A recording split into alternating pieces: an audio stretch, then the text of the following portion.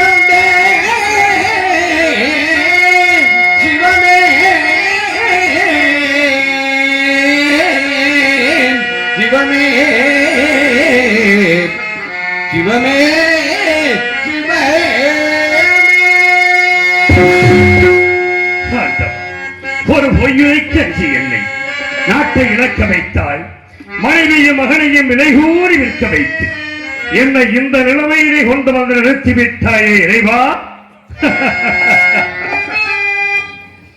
பொய்யது உரைக்கஞ்சி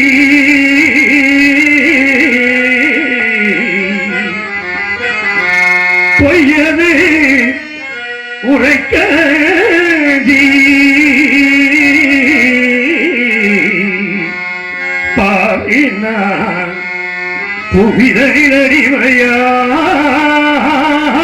புவிதறிவயானேன். பொய்யது உரைக்கஞ்சி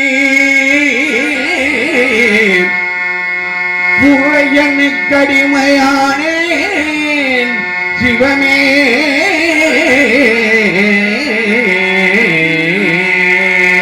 பையகமெல்லாம் காத்தனான்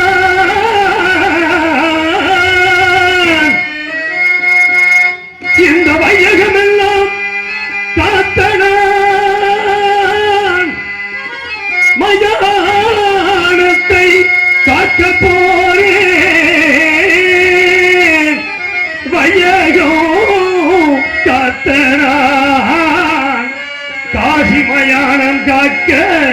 புறப்பட்டேன் தெய்வமே தெய்வமே சிவமே தெய்வமே பொய்யகமெல்லாம் காத்த நானும் பொய்யானம் காக்க போறேன் சிவமே சிவமே சிவமே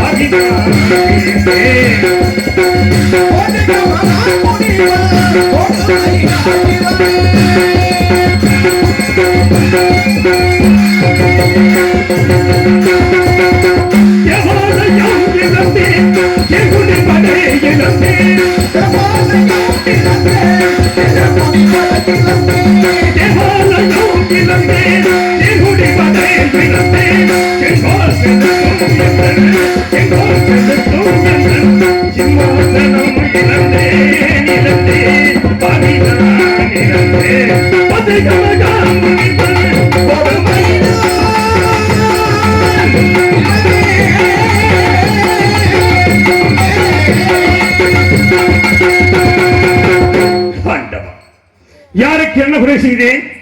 யார் குறையை கெடுத்து வாழ்ந்தேன்? இந்த மண்ணுலகில் உள்ள அருள் பெற்ற அனைவரும் இன்பத்து இருக்க வேண்டும் என்பதற்காக அல்லும் பகலும் அணிதினமும் முன் திருப்படியை பணிந்திருந்தேன். நான் என்ன குற்றம் செய்தேன்? இல்லை என்று வந்தவர்களுக்கு அள்ளி கொடுத்தது நீதி வராது 56 தேசத்தையும் நெறிமுறையோடு ஆட்சி புரிந்தேன் ஆண்டவா. அதுதான் நான் செய்த குற்றமா இறைவா? நாடு நகரங்களை இழந்தேன், பெண் குலத்தின் திருவிழக்கம் பத்தினியை பிரிந்தேன், பாசத்தால் ஈன்றெடுத்த மகளை வெற்றி நட்டிக்கையை வைத்திருந்த நண்பனை பிரிந்து நீதி தவறாத செங்கோலை இழந்து நிலை தடுமாறி நிற்கும் என் நிலைமை கண்டு உனது மனம் இறங்கவில்லையே இறைவா. கல்லாகிவிட்டாயா? உன் மனம்தான் கல்லாகிவிட்டதா? கடைக்கண்டிருந்து இந்த ஏழையின் திருமுகத்தை ஒரே ஒரு முறை பார்க்க மாட்டாயா இறைவா? ஒரே ஒரு முறை பார்க்க மாட்டாயா?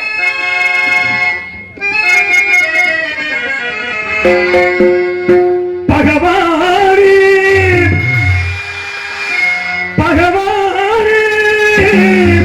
பகவானே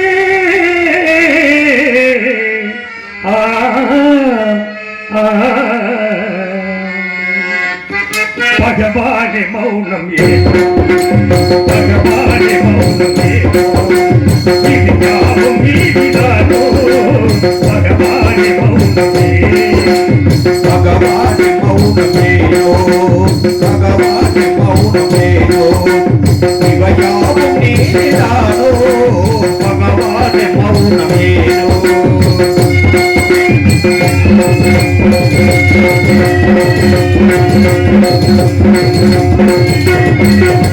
பரிதாபம் தன்னை கண்டு கருணை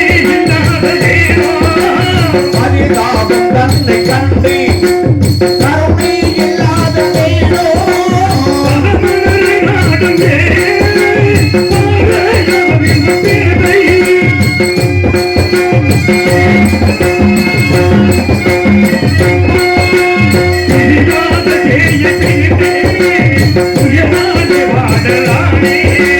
தெரியாத தெரியதே துணையாக வாடலாரே பகவானே மௌனமே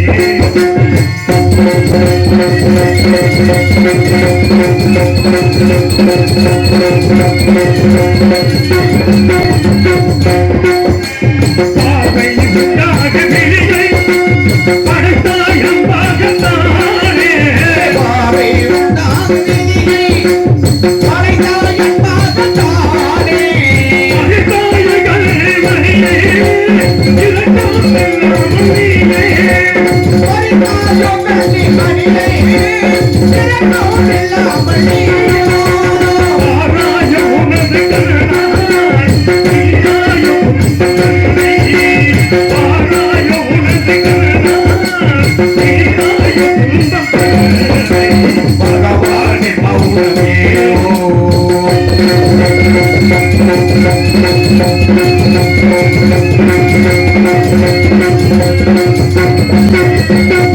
காலம் கண்ட தேவா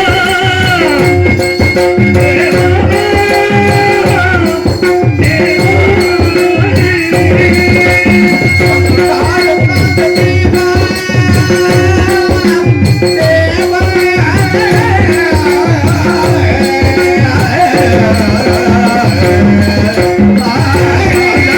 தேவா இரவு படைத்ததேனோ இவை படைத்ததேனோ மாயை செய்யோ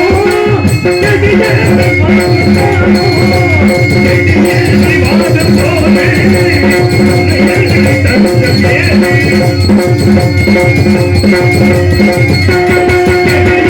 வாதம் போலே பகவானே மௌனமேயோ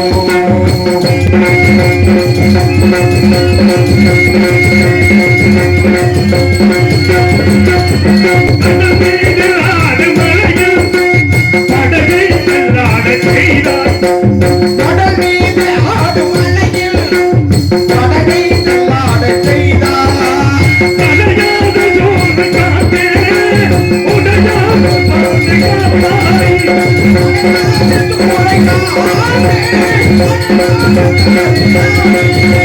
கரைகாணும் பேரை தள்ளே திசைதான கிட்டதானோ கரைகாணும் பேரை தள்ளே திசைதான செய்யதானோ பகவானே மௌனமேயோ இதுதானும் நீதிதானோ பகவானே மௌனமேனோ பகவானே மௌனமேனோ பகவானே பகவானே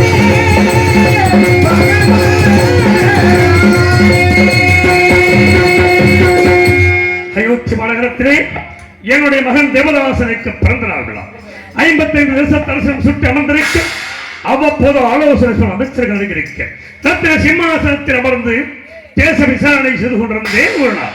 அப்பொழுது தவத்தில் சிறந்த விஸ்வாமித்திர முனிவர் என் குலமண்டபத்திற்கு வந்திருப்பதாக காவலம் அணிந்தேன். உடனே அண்ணவரை எதிர்கொண்டு அழைத்து வந்தேன். ஆசனத்தில் அமர்த்தினேன். தாங்கள் என்னை நாடி வந்த காரணம் யாது சுவாமி என்றேன். ஹரிச்சந்திரா, உனக்காகவும் உன் நாட்டின் நலனுக்காகவும் யாகம் செய்யப் போகிறேன். அதற்கு கொஞ்சம் திரவியம் வேண்டும். அதை உன்னிடத்தில் பெற்ற புகை வந்தேன் என்று அறிவித்தார். நாட்டு மக்களுடைய நலனை கருதுகிறான். எவ்வளவு வேண்டுமோ கேளுங்கள், தருகிறேன் என்று கேட்டார் முனிவர். மற்ற பாறைகள் மீது மலர்களை நிறுத்தி அதன் மீது ஆங்காரமுடன் மலர் செய்து அவர் கையிலே வெள்ளி கடன் கொடுத்து அதில் மாணிக்க கல் வைத்து சுழற்றி எறிந்தார். அந்த மாணிக்க கல்லானது மேலே சென்று கீழே வந்து விழுந்து எழுந்தூரம் திரவியம் தர வேண்டும் என்று தெரிவித்தார். அவர் கேட்டபடி நான் திரவியத்தை கொடுத்தேன். ஹரிச்சந்திரா, நான் வசிப்பது ஆரண்யம். இத்திரவியத்தை அங்கு நான் வைத்துக் கொள்ள முடியாது. யாகத்திற்கு முகூர்த்த நாள் முடிவு செய்த பிறகு வந்து எடுத்துச் செல்கிறேன். அதுவரையில் உன்னிடத்தில் இருக்கட்டும் என்றார். சுவாமி தங்களை போன்ற மகான்களுக்கு கொடுத்த பொருளை மீண்டும் நான் வைத்துக் கொண்டால் நன்னிலை வாயில் நகரற்று போவதாக சுருதிகள் கூறுகிறபடியார் இப்பொருளை நான் வைத்துக் கொள்ள அருகதில்லை. தயவு செய்து தாங்கள் எடுத்துச் செல்லுங்கள் என்று. கவலை வேண்டாம். உன்னுடைய கணையாளி மோதிரத்தில் என்னுடைய ருத்ராட்ச மாலையை அடையாளமாக வைத்தால் தோஷமில்லை. அதன்படி செய்யலாம் என்று செய்துவிட்டு முனிவர் சென்ற சிறிது நேரத்தில் ஆசார வாசலிலே குடிமக்களின் அபயக்குழுக்கு சென்று பார்த்தேன். குடிசனங்களே, உங்களுக்கெல்லாம் என்ன நேர்ந்தது? நான் என்ன குறை வைத்திருக்கிறேன்? எதற்காக அழுது புலம்புகிறீர்கள் என்று. மன்னா, நாங்கள் இட்ட பயிர்களை எல்லாம் கொடிய மிருகங்கள் வந்து அழித்து விட்டது. மன்னா மன்னா மன்னா என்றார். எனது மனம் வேதனை அடைந்தது. குடிமக்களுக்கு ஆறுதல் கூறி அனுப்பினேன். வேட்டைக்கு புறப்பட்டு கொடிய விலங்குகளை வேட்டையாடிய கிழக்கத்தான் திருக்குள கரையோரம் ஆலமரத்தின் அடியில் எனது பத்தினி சந்திரமதியின் மடியில் சிறிது நித்திரையில் இருந்தேன். அங்கே அடாத கனவு ஒன்று கண்டு திடுக்கிட்டு எழுந்து இரண்டு நடன மாதர்கள் என் முன் வந்து நின்றார்கள். மாதர்கள், நீங்கள் யார்? உங்கள் ஊர் பேர் என்ன? என்னை நாடி வந்த காரணம் என்ன என்று கேட்டேன். மன்னா, நாங்கள் வசிப்பது இமயகிரிச்சாரல். என் பெயர் சரசவல்லி, இவள் பெயர் காமவல்லி. எங்களுக்கு பரவமும் சங்கீதமும் தெரியும். அதை தங்கள் சமூகத்தில் ஆடியும் பாடியும் தக்க சன்மானம் பெற்ற போய் வந்தோம் என்று தெரிவித்தார்கள். எங்க ஆடுங்கள் பாடுங்கள் என்று ஆடினார்கள், பாடினார்கள். கண்ணுற்றே சந்தோஷமுற்றே வேண்டிய சன்மானத்தை கொடுத்தேன். பெற்றுக்கொள்ள மறுத்து என் திருமணிக்கு நிலந்தரக்கூடிய மூச்சக்கர குடியையும் எனது வெற்றி மாலையையும் பரிசாக கேட்டார்கள். கொடுக்கக்கூடிய பொருளாக இருந்தால் தயங்காமல் கொடுத்து விடுவேன். இதை விடுத்து பொன்பொருள் எவ்வளவு வேண்டுமோ கேளுங்கள், தருகிறேன் என்றேன். எங்களிடம் இல்லாத பொன்பொருளா? அப்படி என்றால் எங்கள் இருவரையும் நீங்கள் திருமணம் செய்து கொள்ள வேண்டும் என்றார். பெண்களை நான் தந்தாரம் என்று பிரதாரம் வச்சிக்காதவன் தயவு செய்து இந்த இடத்தை விட்டு போய்விடுங்கள் என்று எவ்வளவோ அறிவுரைகளை எடுத்து கூறினேன். கேட்கவில்லை. காவலர்களை அழைத்தேன்.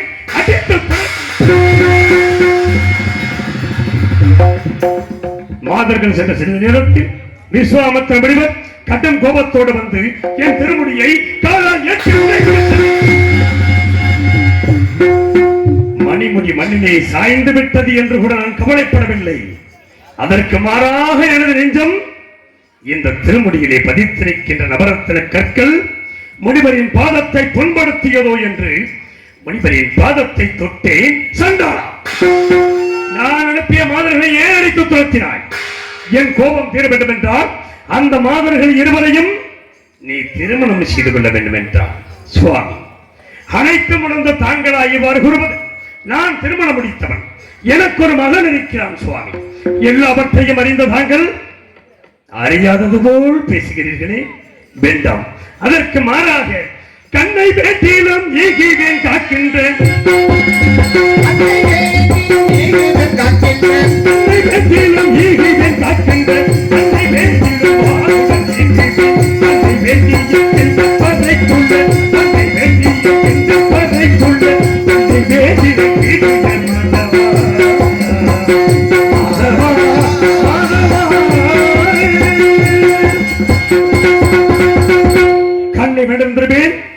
காக்கின்றது 56 தேசத்து நாட்டை வேண்டாலும் கேளுங்கள், தருகிறேன். ஆனால் ஒரு பொழுதும் அந்த மாதர்களை அடைய மாட்டேன் என்று. அப்படியா?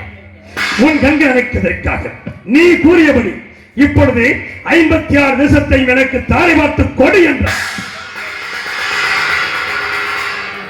ஒரு வார்த்தை உபமானத்திற்காக சொன்னேன். இல்லை என்று சொன்னால் சொல் தவறியதாக போய்விடுமோ என்று கருதினார். அன்பு மனைவி தாராபதியை கண்டிகளே ஜலம் கொண்டு வர செய்து முனிவரை கவயமாக 56 தேசத்தையும் தாரை பார்த்து கொடுத்தேன். சற்று நேரம் கழித்தபின் ஹரிச்சந்திரா, நீ யாகத்திற்கு கொடுத்தாய் அல்லவா திரவியம், அதை இப்பொழுது கொடு என்றார். சுவாமி, அந்த திரவியத்தை அரண்மனையிலே களஞ்சியத்தில் வைத்து பூட்டியவாறு இருக்கிறது, எடுத்துக் கொள்ளுங்கள் என்றேன். நீ நாடு நகரங்களை தாரை பார்க்கும் பொழுது பொருள் நீங்களாக தாரை பார்க்கவில்லை. இல்லை என்று சொல்லிவிடு, போய்விடுகிறேன் என்றார். இல்லை என்று சொல்ல மாட்டான் இந்த ஹரிச்சந்திரன். எனக்கு ஏதாவது ஒரு தவணை கொடுங்கள், தவணைக்குள் தங்களுக்கு சேரவில்லை திரவியத்தை நான் கொடுத்து விடுகிறேன் என்றேன். ராஜகட 48 நாட்கள் தவணை தருகிறேன். யாகத்திற்கு சேரவில்லை திரவியத்தை நட்சத்திரங்களை உன்னோடு அனுப்பி வைக்கிறேன், அவரிடத்தில் கொடுத்தபடி என்றார். நான் சம்மதித்து இந்த நாட்டை விட்டு போவதற்காக ஒரு அடி எடுத்து வைத்து நடித்தலாம். சுவாமி, நாடு நகரங்களை கொடுத்து விட்டேன், பொன்பொருள் தருவதாக தங்களுக்கு வாக்கு கொடுத்திருக்கின்றேன். மீண்டும் நான் என்ன கொடுக்க வேண்டும் சொல்லுங்கள். உன்னை இந்த ராஜமடிகளது நாட்டை விட்டு போக நான் சம்மதிக்க மாட்டேன். நான் கொடுக்கும் காவி வஸ்திரம் அணிந்துதான் நீ செல்ல வேண்டும் என்றார். நாடு நகரம் எனது உயிரினும் மேலான குடிமக்களுக்கு எல்லாம் நான் பிரிந்து செல்ல போகிறேன். எனக்கு இந்த ராஜமுடியா பெரிது, தாராளமாக கொடுங்கள் என்று கூறிய நான் கண்டபத்திரம் இழந்து காவிபத்திரம் அணிந்தேன்.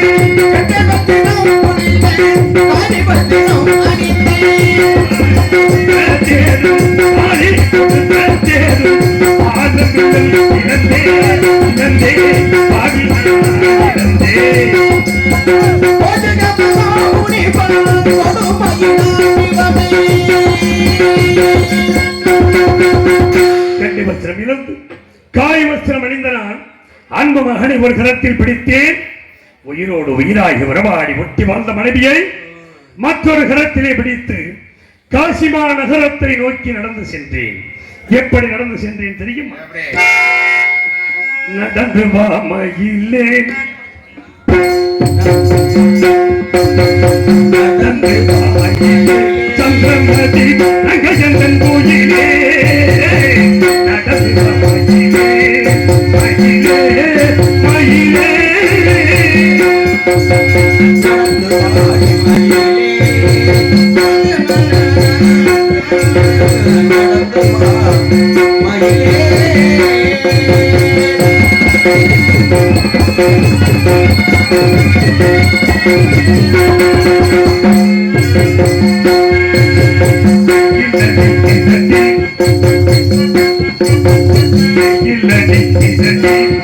வெயில் காணலும் வீசுதடி வெயில் காணலும் வீசுதடி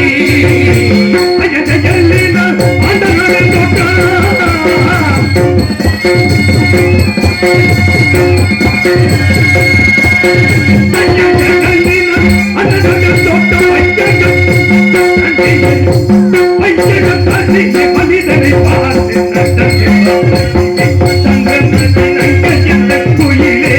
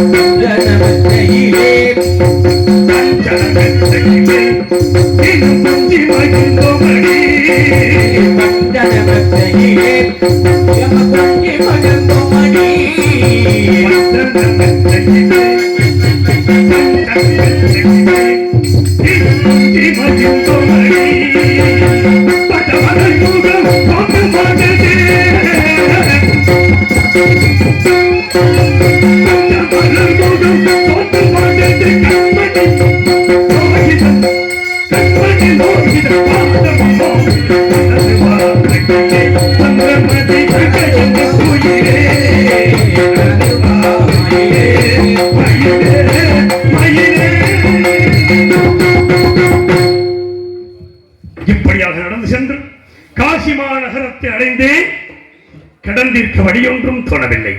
பொழுது விடிந்தால் 48வது நாள் முனிவருக்கு சேரவேண்டிய பொருளை கொடுக்க வேண்டிய கடைசி நாள். என்ன செய்வேன்? மனம் மருந்து அழுது புலம்பிக் கொண்டிருந்தேன். என் மனைவி தாராபதி எதற்காக அழ வேண்டும் சுவாமி? இனிமேல் என்ன இருக்கிறது? என்னையும் மகனையும் விட்டு முனிவருக்கு சேர வேண்டிய பொருளை கொடுத்து விடுங்கள் என்றார். தாராபதி, என்ன வார்த்தை கூறுகிறாய்? உன்னை நான் விற்பதா? உற்றோரும் பெற்றோரும் என்ன நினைப்பார்கள்? கட்டிய மனைவி விட்டான் சண்டாளன் என்ற இந்த உலகமே என்னை பழித்து பேசுமே தேவி என்றேன். எவ்வளவோ நீதிகளை எடுத்துக் கூறி விலை கூறச் சொன்னால் வழி தெரியாமல் திகைத்த நான் விலையோ விலை, விலையோ விலை என்று மனைவியும் மகனையும் விலை கூறினேன். எப்படி விலை கூறினேன் தெரியுமா? விலையோ விலை என்று கூறுகின்றேன், விலை என்று கூறுகின்றேன், எந்த மனைவிடனை விலை கூறுகின்றேன், விலையோ விலை என்று கூறுகின்றேன்.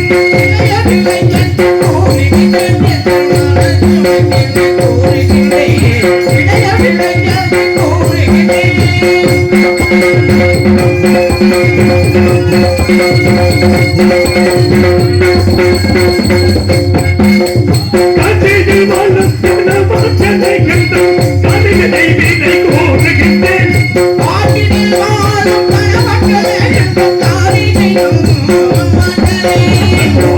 மாமுனி கடந்தே என்று கொடியை நிலையா அந்த கோதிக மாமுனி கடந்தே என்று கொடியை நிலையா விலையோ விலை என்று கூறுகின்றேன்.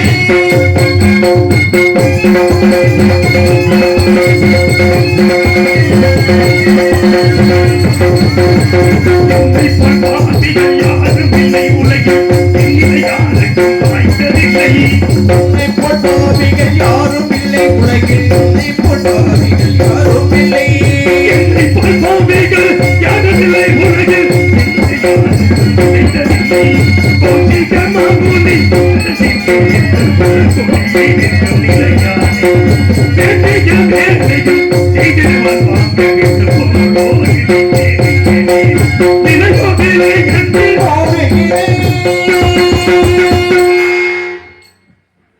இப்படியாக காசி மாநகரம் முழுவதும் விலையோ விலை, விலையோ விலை என்று விலை கூறி சென்றேன். இங்கு அர்ச்சந்திரனாக வேடந்தாங்கி நடிக்கும் சமய கருப்பு அவர்களுக்கு மாலை அணிவித்து பொன்னாடை அணிவிக்கப்படுகிறார்கள்.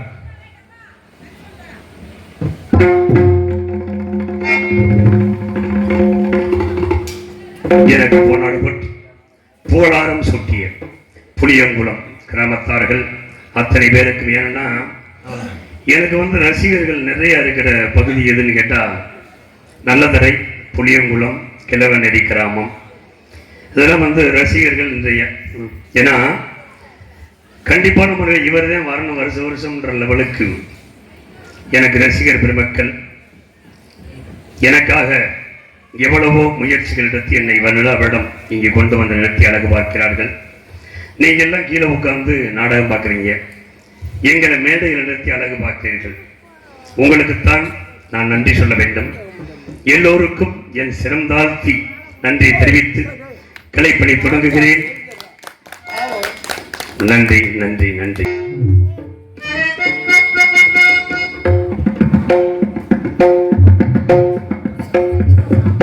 காசிமா நகரம் முழுவதும் அடைந்திருந்துவிட்டு இறுதியாக இருப்பது அந்தனர் வீதி. அந்தனர் வீதிக்கு மனைவியும் மகனையும் அழைத்து சென்றேன். அங்கேயும் விலை கூறினேன். எப்படி விலை கூறினேன் தெரியுமா?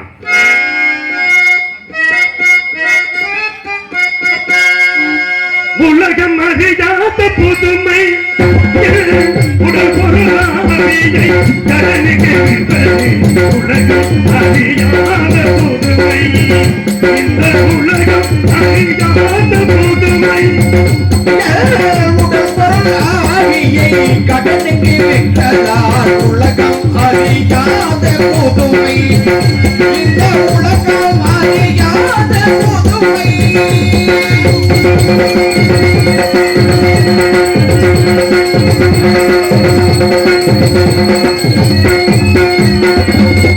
அலைகடல் மேலே என்பதை போல யாரும்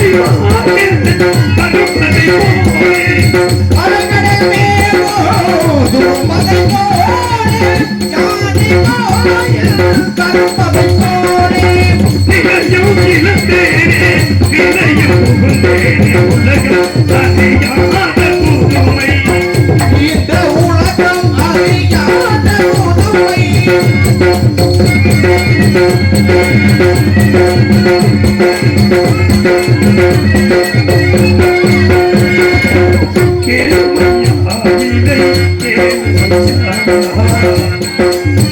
கேளுமையா விலை கேளுமையா வாழ பிறந்தோர் பார்வையா தன்மானம் என்னாலும் மானம் எண்ணியே என் மானதாகவே பிறந்தவளானோ மானதாகவே பிறந்தவளானோ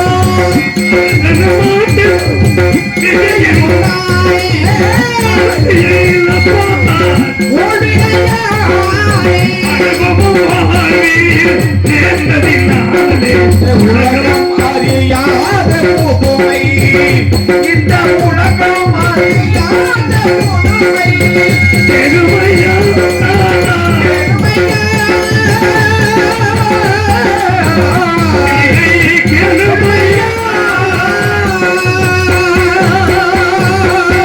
விலையோ விலை என்று விலை கூறி சென்ற பொழுதும் யாருமே வாங்க விலைக்கு வாங்க முன்வரவில்லை. கடைசியாக காலகண்ட ஐயர் என்ற விலைக்கு வாங்கினார். அன்பு மனைவி மகனையும் என் கண்ணதை அடித்து இழுத்துச் சென்றார். அந்த கொடிய செயலை என் நெஞ்சம் மறக்கவில்லை. இறைவா, அந்த பொருளை பெற்ற நான் தரகத்தில் கொடுத்துவிட்டு பட்டகடன் தீர்ந்து விட்டது என்று நினைத்தேன். ஆனால் நட்சத்திரங்கள் ஓடோடி வந்தார். ஹரிச்சந்திரா, உன்னோட 48 கஷ்டப்பட்டு வந்திருக்கிறேன், எனக்கு என்ன தரப்போகிறார்? 16,000 பொன் கொடுத்தாருடைய, இல்லை என்றால் இந்த பொருளை முனிவருக்கு கொடுக்க மாட்டேன், நான் வைத்துக் கொள்வேன் என்றார். சுவாமி, இனிமேல் என்னிடம் என்ன இருக்கிறது? எதை வைத்துக் கொடுப்பேன் என்று ஏனில்லை. நீ இருக்கிறாய் அல்லவா, உன்னை விட்டு கொடுக்கலாம் அல்லவா என்றார். ஆம் சுவாமி, என்னை நான் மறந்துவிட்டேன் என்று சொல்லி அன்பு மந்திரி சத்தியகீர்த்தி அழைத்து என்னையும் இந்த காசிமா நகரத்து வீதிகளிலே யாரிடமாவது விலை கூறி விட்டு விடுங்கள் என்றேன். மனம் சூழ்ந்து விலை கூற முடியாத மந்திரியார் மூர்ச்சியாகி கீழே சாய்ந்து விட்டார். இந்த பாவியாகிய நான் என்னை நானே விலை கூறி சென்று வீரபாக என்னும் ஈமக்காவலருக்கு அடிமையான இறந்த கன்றை அறுக்கச் செய்தார்.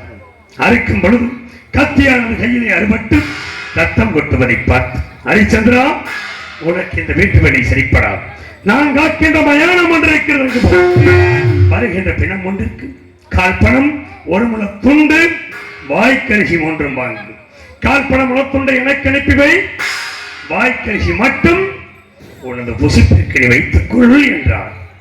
அரண்மனையிலே அறுசுவை உண்ட நான் மயானத்தில் பிணத்தின் மேல் போடப்படுகின்ற வாய்க்கரிசி உண்டு வாழும் அளவுக்கு என்னை கொண்டு வந்து நிறுத்திவிட்டான். என்ன செய்வேன்? எதுமற்ற கட்டளைப்படி மயானத்தை காக்க புறப்படுகிறேன். இறைவா, மயானத்தை காக்க புறப்படுகிறேன்.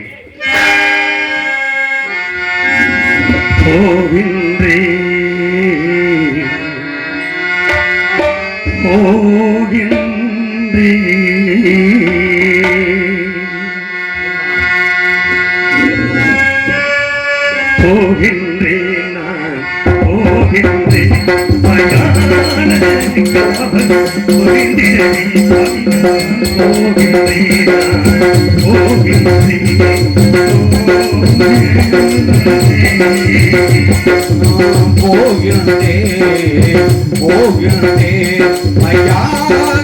காவல் புரிந்திடவே நான் போகின்றேன்.